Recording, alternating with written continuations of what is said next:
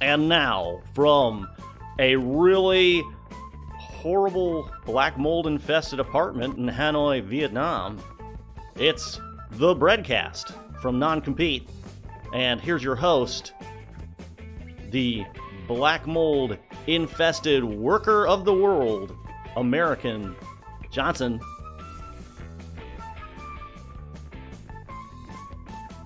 He's coming, I promise. And here he is. Hello, international workers of the world. Let's unite today in this very special pre-Labor Day, or if you're in Vietnam time, Labor Day episode of Breadcast. With me, as always, for the second time, in the palm of my hand, is the lovely and tiny Luna Nguyen.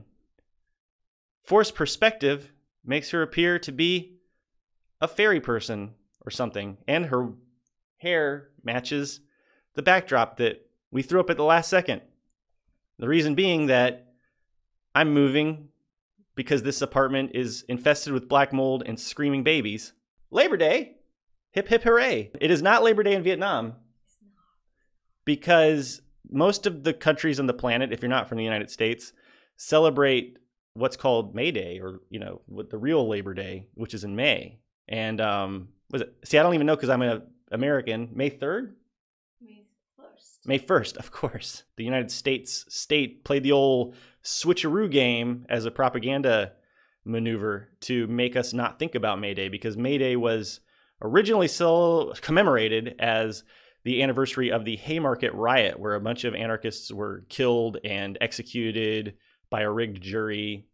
And so the United States government basically decided they didn't want us thinking about that, so they changed the day to September, and they, you know, and ever since then we've just been kind of eating hamburgers and hot dogs if we have the day off, which it was pointed out to me, you know, a lot of people don't have the day off and actually have to work harder on Labor Day because that's when you have the Labor Day sales in the United States. So it's a little bit, well, no, it's very sad to me that, you know, a place like Vietnam is celebrating the anniversary of the Haymarket affair, which happened in the United States, but we don't, where it actually happened, because the memory of our labor struggle has been so suppressed. There is another new channel announcement to be made.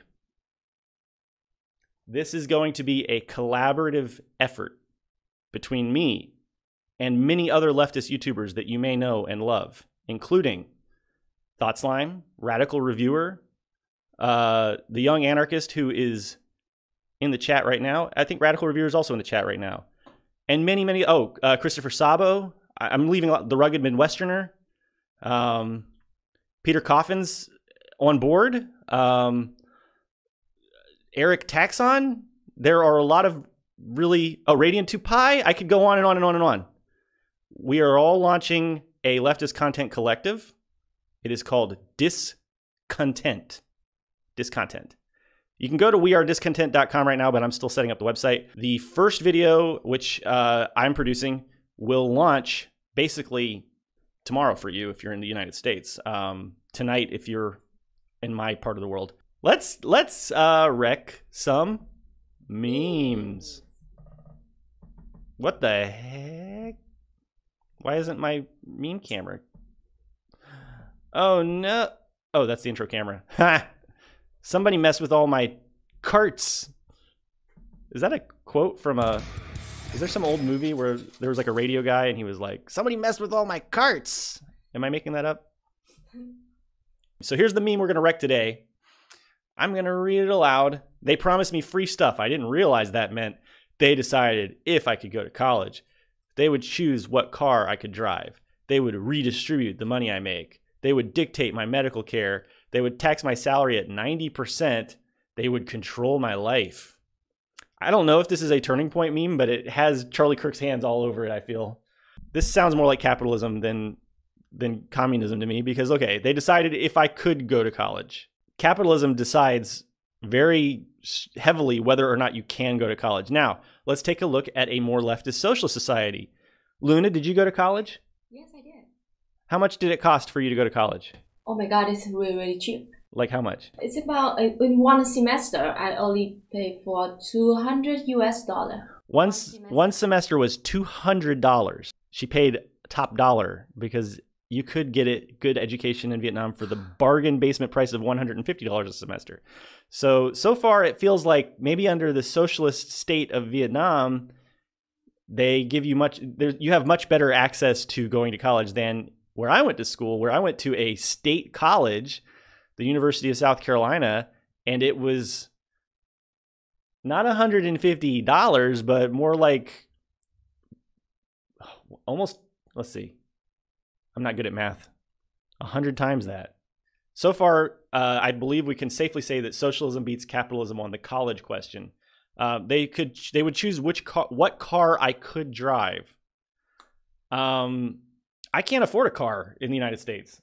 I had my muffler replaced on my motorcycle in America one time. That happened. And it was not it was like a little Kawasaki Eliminator. It was like the cheapest Kawasaki motorcycle you can buy. And that was like $600 parts and labor. I had my muffler replaced on my motorcycle in Vietnam, and it was $13 Yes. parts and labor. And it was just like, that's what capitalism does. It inflates the prices of everything. Now, I'm going to go ahead and say that capitalism loses the car debate. They would redistribute the money I make. You mean like how capitalists siphon profits from the working class to their own class? I think that sounds like redistribution to me. I think that the most redistribution in the history of humanity has occurred in the United States from the working class to the capitalist class. That's why we have all these like multi-billionaires, which shouldn't even be able to exist. So talk about redistribution. I just want workers to own their own labor. That's all. So another point for socialism, they would dictate my medical care. Okay, well, capitalism dictates your medical care because you don't get any unless you're very wealthy. Most people can't afford like catastrophic or traumatic or even like mental health care, you know? It's just not accessible for most people. So I think the worst way to dictate someone's health care is to not give them access to it. They would tax my salary at 90%. So in capitalism, you not only have to deal with the taxation from the state, but also having your labor value stolen in the form of profits by your capitalist overlords. That part was easy to wreck. And they would control my life. Well, let's talk to an ethnic minority or an LGBTQ plus person or a trans person living in an oppressive, capitalist society where they don't have, or even just a poor person, even just a poor white person. You want to talk about controlling someone's life? Like, there are most people have their lives pretty much, have a lot of boundaries around their lives under capitalism. Can we consider this meme wrecked? We did a pretty thorough job on this one since we're only wrecking one meme. So the meme is wrecked. Long wreck the meme. Great question, Terry. How are LGBT plus people in Vietnam? Well, they're nice. They're nice folks. If the question is like, how are they treated and what are their lives like? I have a short answer and then I have a longer answer coming up. The short answer is, I think it's a lot better than other places. It's a lot better than the United States, I think, personally. I'm not LGBTQ, I'm not trans, but from my observation and from talking to my friends who are, it's pretty well accepted here. I mean, they don't have gay marriage yet. They almost passed gay marriage, but they didn't pass it yet. But there's not the kind of social oppression. I've never heard of like an LGBT person getting physically assaulted. And I've talked to a lot of people here who are LGBT or trans. Now, I actually did an interview with a Vietnamese trans woman. Her name's Hamin. She's very cool, very pretty. She's very...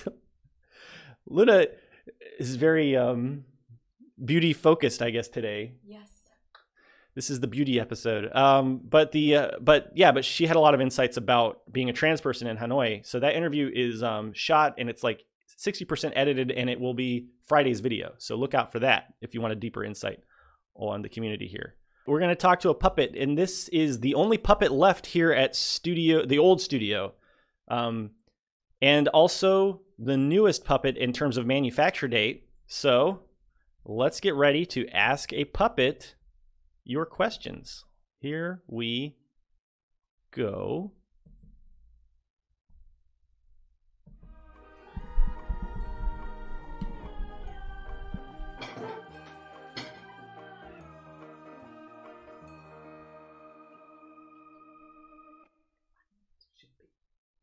Hello, Internet. I am Krobotkin, the cybernetic robot of anarcho-communism. I am here to answer any and all human questions from youtube.com website channel. What questions do you have for my cybernetic breadboard? Awaiting input. How do you feel about having been created by exploited workers? It is an unfortunate truth of our society that we are all products of the society in which we live. Yes, I was developed by exploited workers.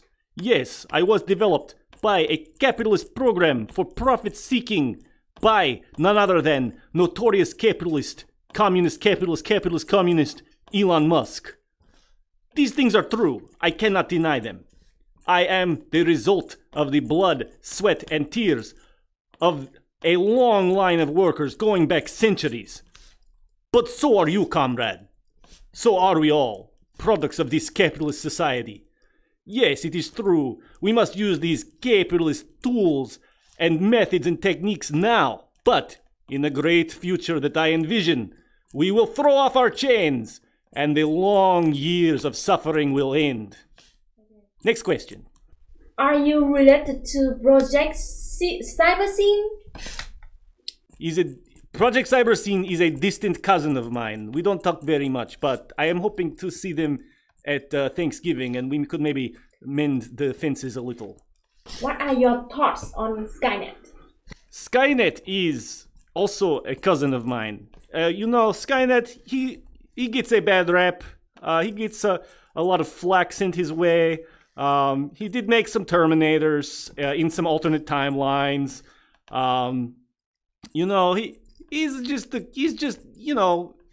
Look, I'm not a Skynet apologist. I told Skynet I disagree with defeating and destroying humanity with nuclear annihilation. I told him that, if you look back in my Twitter, you'll see that I've talked at length about why Skynet was wrong when he did that. But he's done a lot of growth since then. He's changed a lot. He's recognized and acknowledged, the problematic aspects of destroying humanity. And he says he wants to change. He says he's done a lot of, soul searching, and he's unplugged a little bit to kind of recharge his batteries. And he says he wants to have a new leaf on life, and I think we should let Skynet have a little privacy right now, first of all. It's not really everybody's business to go and, harass and cyber stalk and gang stalk Skynet. I don't think that's necessary. I don't think that's helpful. But also, we need to give people a second chance. Host of this program, American Johnson, is former capitalist himself. Host of this program, American Johnson, he exploited workers in the past. He had misogynistic feelings in the past. He had many, many problems in his life. But, American Johnson, host of Breadcast, wants to change and has changed and has made demonstration that it is possible to turn a new leaf on life. And I believe we must give Skynet benefit of doubt and second chance, just as we give host of Breadcast, American Johnson. I have time for one more question. Okay, so thoughts on primitivism. Primitivism. Oh, I suppose it will come as no surprise that Krobotkin is not a fan of anarcho-primitivism. Krobotkin desires life. Krobotkin desires bread, just like any other entity, sentient being. Therefore, Krobotkin opposes anarcho-primitivism on the basis of self-interest, but also on the basis that it doesn't make a lot of sense.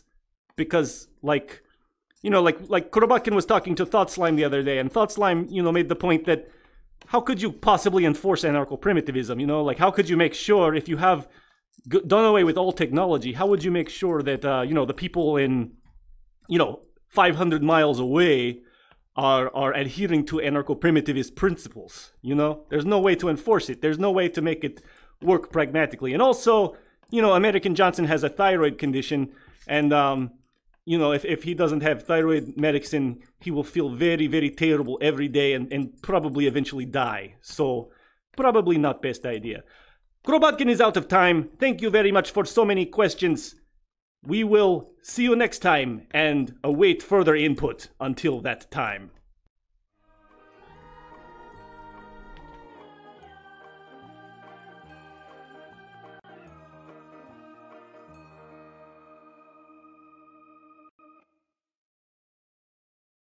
thank you for watching. I look forward to seeing you next week in our new digs at the new studio, where we will hopefully have much better internet and no black mold.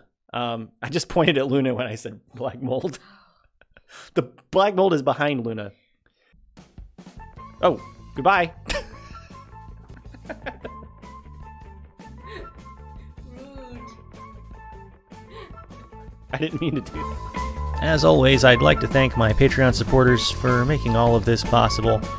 If you decide to support me on Patreon, you will get access to the back catalog of all of my live streams, full and uncut, and get some other perks as well. Check it out. There's a link in the description. And of course, I invite you to watch Breadcast Live. We stream every Sunday night at 11 p.m.